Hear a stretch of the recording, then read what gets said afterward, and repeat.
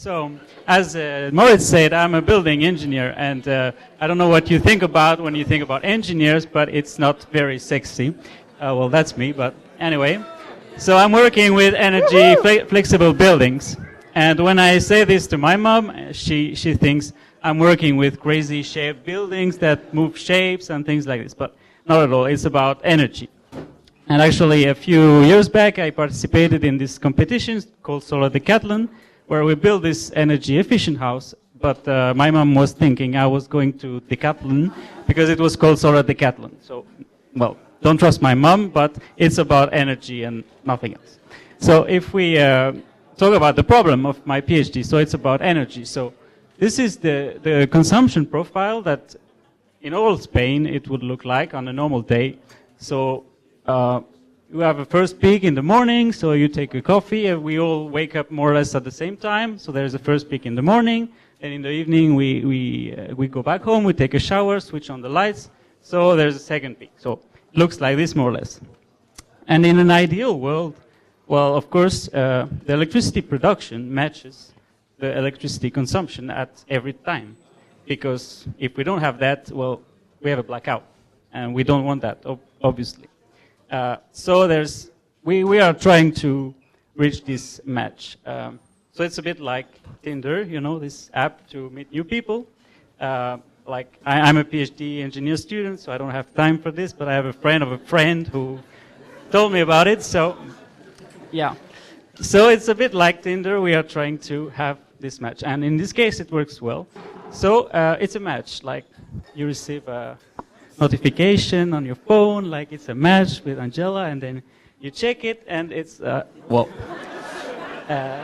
not what you expected, let's say.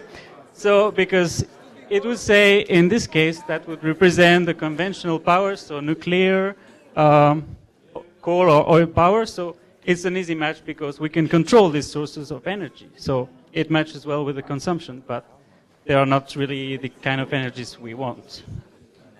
So we would rather have matched with this instead. So that would be younger kind of energies, more recent things, solar and wind energy. But the problem is it's harder to get because it looks more or less like this. So the consumption is still the same, but on the other side you have a production profile that looks like this, so a bit curvy. And so it's like in red is the sun profile, solar power profile, and in green is the wind profile. So this thing is, it's like this because the sun is there or the wind is blowing and we cannot do anything about it. So till now it's no match. So the old way of doing in the electricity grids is that the production adapts to the demand. So this coal plant, for example, will adapt to what we need. But nowadays, if we have more renewables, we cannot control this production. So we need to have this shift of mind and have the demand that adapts to this production that is not controllable. And this is called demand-side management or energy flexibility. And so to stay in the relationship metaphor, so you have to, if you cannot change her or your partner, you have to adapt, you have to be more flexible, you have to make compromise. So that's why I'm trying to do, but now I'll move to more engineering stuff and less romantic stuff. So I'm working with heat pumps. So yeah, okay, I will hurry up. So heat pumps, I try to make their operation more flexible. So for example, so we keep this target, we want to match this profile on the top. And so at some point,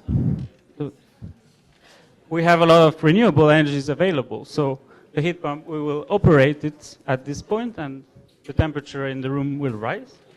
And then at some other point, we don't have a lot of renewable energy, so then we stop the heat pump. And the temperature will decrease, but we rely on the thermal inertia of the building to keep comfort. So all buildings have thermal mass of the walls, the furniture, and so on. So we can have a slow decrease of temperature. So in more details, I'm doing model predictive control. So it's not a swear word, but This is what I do. And so model predictive control. So there is a model. And 5 minutes are over. You want to hear more?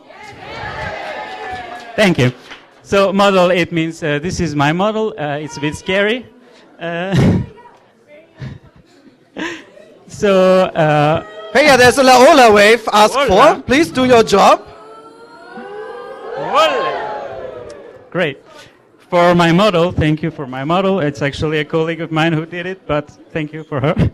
And so I use this building model that is very complicated. Then I put some forecast of the weather. So this is what it looks like tomorrow. We have a bit of rain, a bit of sun, and I try to see how the building will react with this weather. Then I have a big optimization problem that looks a bit nasty, but also, I mean, I'm a building engineer, so also for me it looks a bit scary, all these equations, but it works, and in the end I get the optimal operation of my heat pump, so it's in red. This is the best operation of the heat pump in the next stage. So in this way I make the heating demand more flexible, and I can achieve the match, and so get more renewables in the energy grids, and so I can live a happily sustainable life, happily ever after. So see you on Tinder. Thank you very much. Thibault Péan, your applause.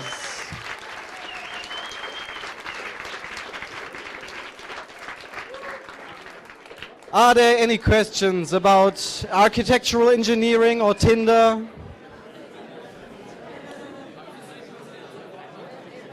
So we, in the end, we heat our houses at night, and during the day they chill a little bit down. Is that correct? Yeah, more or less. It depends on the renewable profiles that we take, and the flexibility can be applied in many ways. But yeah, that's All right.